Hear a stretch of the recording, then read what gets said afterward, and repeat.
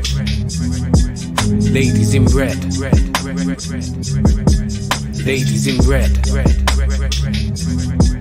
Ladies in red. Discuss the latest news, just fans giving their views. This channel is red. They see the bar and raise it, plus they rep for the ladies. Trust it's red. Female voices in football. Red. If you want to talk up, it's a red channel for me and you. Subscribe and tune in to the Ladies in Red. Hi guys, and welcome back to Ladies in Red with me, Soph. I hope you are all doing well. I hope you've had a lovely morning so far, and I hope you're all enjoying the World Cup. Now, of course, I had to jump live and do a preview for the England-Senegal game, and there's plenty of other games that I need to be talking about as well. But yeah, I feel like World Cup content at the moment, obviously a lot of people are doing it, a lot of people are talking about it, and that's why my schedule has been slightly reduced. I apologise for that, but obviously there's a lot of repetition going on. I've obviously been ill. So yeah, I'm trying to just cover every single England game at the moment, and I hope you guys can bear with me for that. And like I say, I hope that you're enjoying the World Cup so far. For me, it seems to be getting better and better. There's been a lot of draws, I will say that, but I think these final group games have been exciting. And yeah, and people want to change the format. I can't understand it. Like, I think this has been really exciting. And shout out obviously to the likes of Japan, South Korea, even like to Poland, the teams who have made it through Australia against all odds. And like, I love the excitement of the last group games that we have witnessed. But of course, now it gets serious. We're into the knockout stages. And as I've already mentioned, obviously England against Senegal, which is going to be my main focus. But I do want to talk about all the other games that are going to be going ahead as well. So, for example, today, obviously, we've got Netherlands against the USA, Argentina against Australia. And I want to just be giving my little predictions for them as well. And obviously in the chat, get involved and let me know your predictions too. Firstly, I have to talk about England. Obviously, beating Wales impressively the other day. You say didn't really get out to second gear, I think, in the first half. Second half, I think, come out strong. Could have scored more. Keeper should have probably done better on at least one of the goals, you would say. But we created chances. I do feel like we could have really scored more goals against Wales. And I'm just hoping that we don't step off the gas against Senegal. I hope that we keep that second half performance up. Because like I say, I think going forward we look fluid. A lot of switching between positions. Rashford obviously scoring goals, wonders for his confidence as well. We've still got like Saka as well. And obviously Phil Foden, as you've already mentioned before on this show, I've said that I think he's probably the best player that we have got in England. And a lot of people, it's painful to say that as a United fan, but I do think Phil Foden has to start for me in every game. And also, I'd like to see him a bit more centrally, to be honest, because I think he can have more of an impact playing centrally, in more of that cam role. But yeah, of course, I'm going to give my lineup prediction in a minute as well, and I want to see what you guys think about it. But in terms of Wales game, like I said, the second half I think was impressive. First half, a bit disappointing.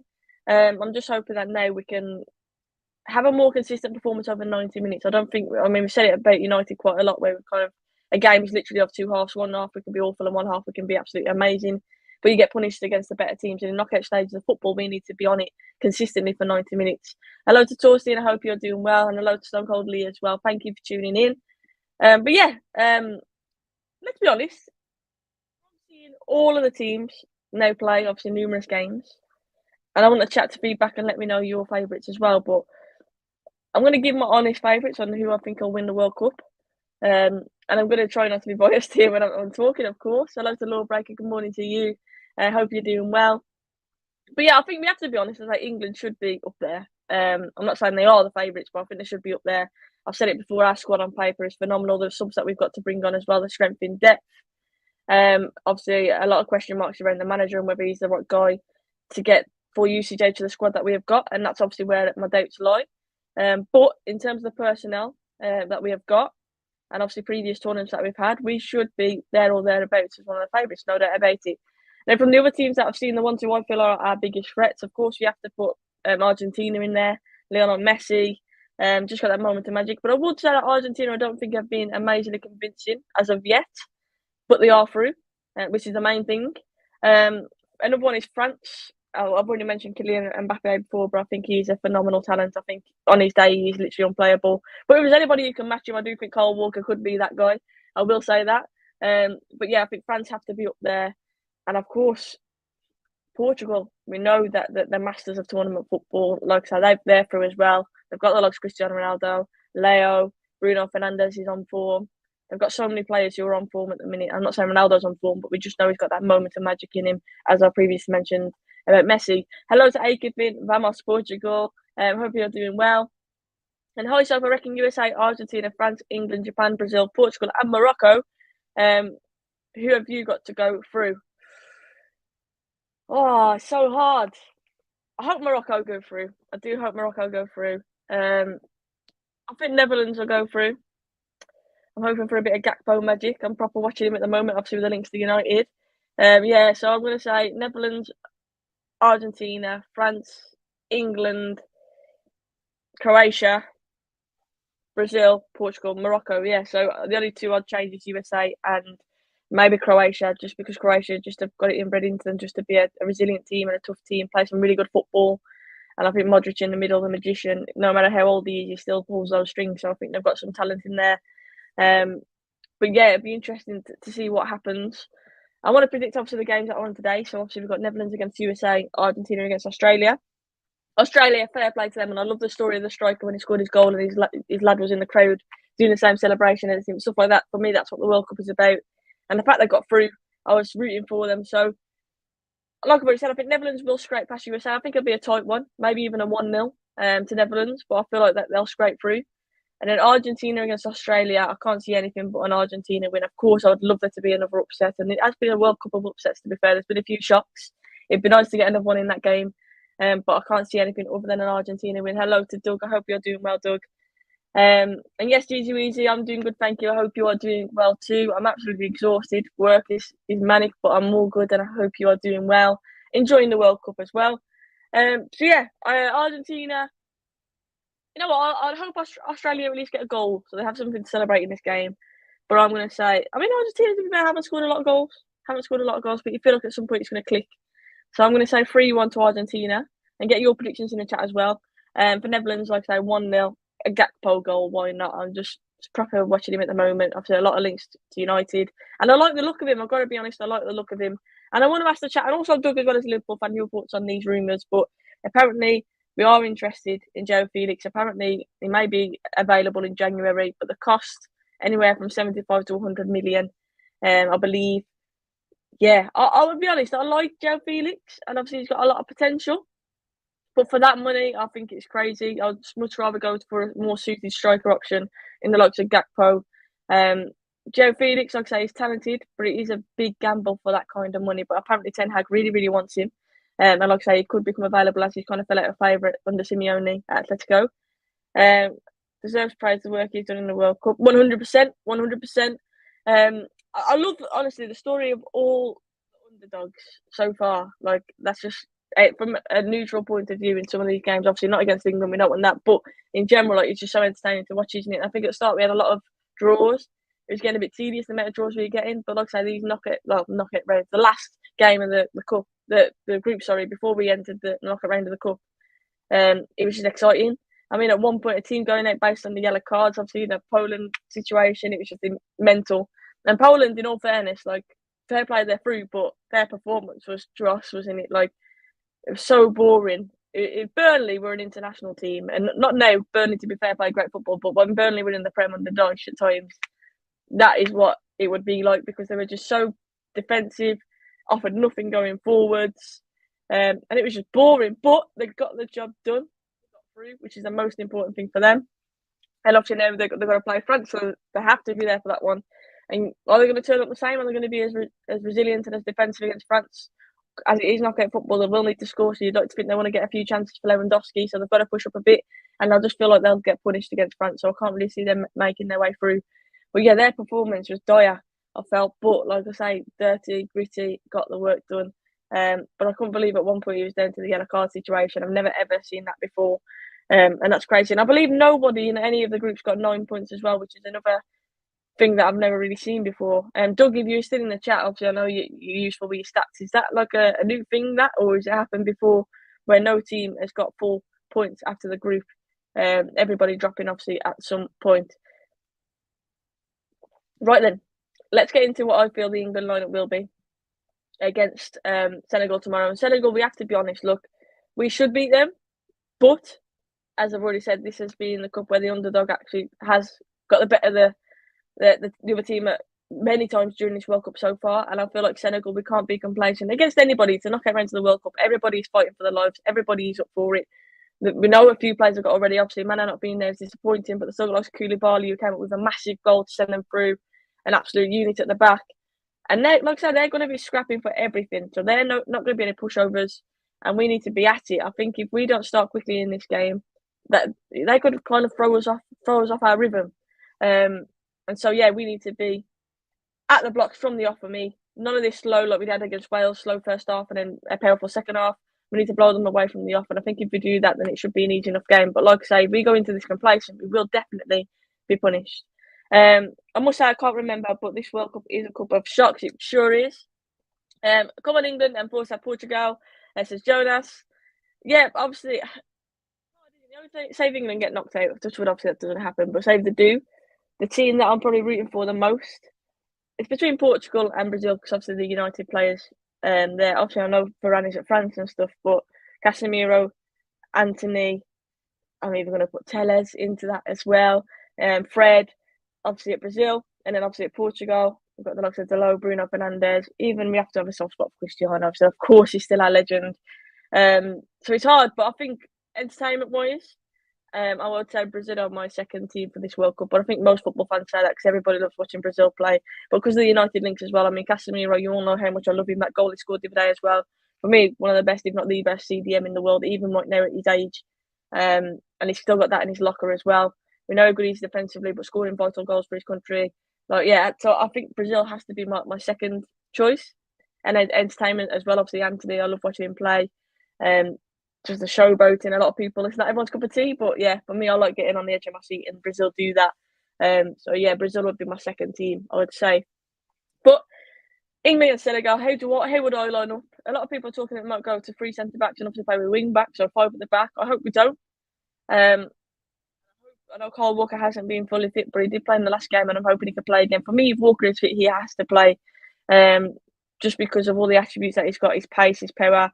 He's so effective for us. I think he's such an underrated player, to be honest, Kyle Walker. So I'm going to go Pickford in goal, Kyle Walker right back, Stones and Maguire as the centre backs, Luke Shaw at centre back, Rice Bellingham. I would love to see, I don't think this will happen by the way, but I would love to see Phil Foden in that camp. So I've put Rice Bellingham and Foden, a very attacking midfield, you'd say.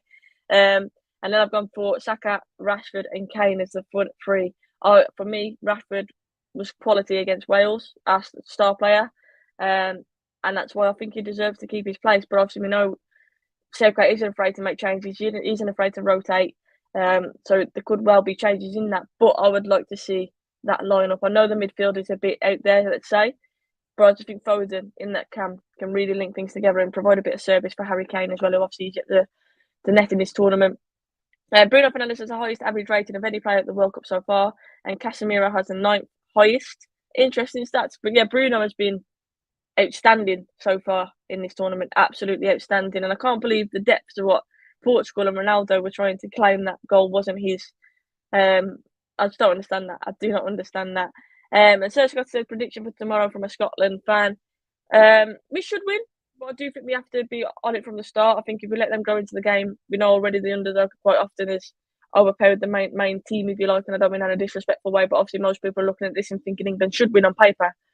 But we all know it doesn't happen that way. So we need to bring our A game. If we turn on like we did in the first half against Wales, I feel like we'll be punished. We need more of that second half performance. And if we do that, I can see us conceding, maybe from a set piece or something like that. So I'm going to say 3-1 to England. Then obviously get your predictions in the chat as well. Scotty, I wouldn't mind seeing Trent play. If Walker doesn't, of course, I wouldn't mind seeing him play. But for me, Walker should be our number one choice at right back if he is fit. But obviously the fitness element does come into it. Is it our first ever meeting? I was thinking, I can't really think back to a time where I've seen these two play. So it's the first ever meeting between England and Senegal, which is interesting. I did not know that. And Lawbreaker said 3-1-2. In terms of goal scorers, I'm going to go for Harry Kane. I think he might get his first goal. So Harry Kane. I'm going for Phil Foden again. And you know what? I'm going to go for Harry Maguire header. He hit the bar obviously in that first game. I feel like he's been playing really well for England. So yeah, I would love to see a Harry Maguire header. So yeah, that's my 3 goal scorers. Senegal, I'm not really too sure, to be honest with you. Obviously, it's easy to say Koulibaly because he's such a threat from set pieces, but who knows? Alex says Pickford, Walker, Stones, Maguire, Shaw, Rice, Henderson. You know what, Henderson? I could see that happening, and Foden being forced out wide, Bellingham being pushed up one. That does sound more realistic as to what Southgate would do. I'm just saying what I would like to see, and that's Foden more central. But yeah, Bellingham, then Rashford, Foden, and Kane. So Rashford keeping his place, Saka staying on the bench. You do a watch along of games. You know what? I haven't done. I have in the past, but I haven't done one for ages. Maybe if say England get through this round, maybe for the next round of quarterfinals, I can try and sort of watch along for it. Definitely. But yeah, I think that lineup. To be fair, I can't see much changing. Maybe Saka coming in for Rashford. It depends, obviously, what Southgate's thoughts are on that. But I would be happy with that lineup going into this game. A lot of people complain about Henderson, but I've said it before. Like, he's the kind of player that you need in a squad, especially in a tournament like this, where you need someone to lift the players around him. He's that kind of guy, and I've told you before, he frustrates the hell out of me as a player. It reminds me of that guy who's always looking at the bench to see if the manager's seen that pass he's just played, like a proper bench watcher, a brown nose, if you like to call it, a do-gooder. But important, especially in tournament football, and especially for this squad. You can see he has that leadership quality about him, and we saw that the other day against Wales. Scorers: Rashford, Kane, and Foden. Ronaldo will try to claim it, says Lawbreaker. I can't get over the lengths that they were going to for that, to be honest with you. I don't know. Guys, what's everyone's thought? Obviously, Uruguay, Suarez tears. I'm trying not to smile too much, but yeah. No, in all fairness, I've got nothing against Uruguay. It's just Luis Suarez. Obviously, Police Street, even though it's Cavani. Even though I was disappointed seeing what happened at the end of the game with Cavani punching the VAR screen and stuff like that. But yeah, Uruguay. For me, that wasn't a penalty against Cavani. I felt like the player wasn't even looking at Cavani at that point. He was running, looking at the ball, and it was a tangle of legs, and he's gone over. But at the same time, I can understand why Cavani would be frustrated, because obviously in his eyes he's running through a goal and he's just being completely taken out. So I get it from both sides, but for me that wasn't a penalty. But maybe I'm being biased because obviously I'm rooting for the underdog yet again, and obviously I didn't want Uruguay to score at that point.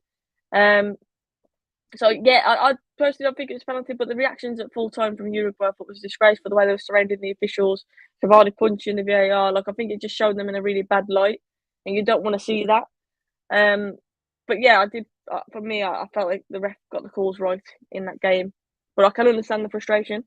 Senegal are very dangerous. Dieng very strong in midfield. This is your toughest game. It's going to be a tough game, and I think every game, especially when you get up to the knockout stages, every game is tough, no matter who you're playing against. Even Australia against Argentina today, Argentina need to be wary because teams are fighting for their lives, and I'm running on that adrenaline with the atmosphere.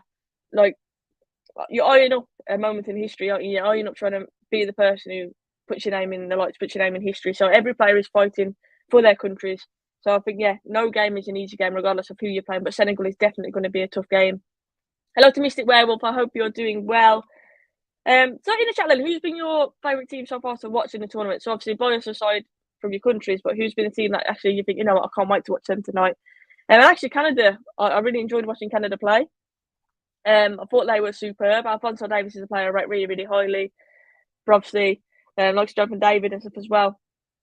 I thought Canada were unlucky. I think they played attacking football a bit too open, obviously, at times. But I was buzzing when they scored the first goal in the World Cup. But yeah, my most entertaining one, I mean, I've already said it, Brazil has to be there for me. But the other one, I'll probably put down to USA, you know.